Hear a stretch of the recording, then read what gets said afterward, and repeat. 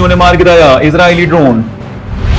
साबरीन news website की report के अनुसार शुक्रवार को सुबह सवेरे फिलिस्तीनी प्रतिरोधी फोर्सेस ने गजा के पश्चिम में एक इजरायली ड्रोन को मार गिराया है।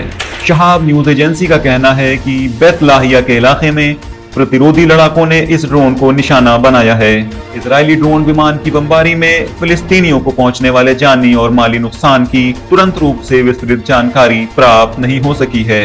गौरतलब है कि इजरायली और गजा स्थित फिलिस्तीनी प्रतिरोधी गुटों के बीच 21 मई को 11 दिवसीय लड़ाई के बाद जंगबंदी पर सहमति के बावजूद ज़ायोनी शासन ने दूसरी बार शुक्रवार को तड़के गजा पर हवाई हमला किया और युद्ध विराम की शर्तों का उल्लंघन किया है। देखते रहिए विलायत न्यूज और ताज़ा अपडेट्स पाने के लिए हमें सब्सक्राइब करिए।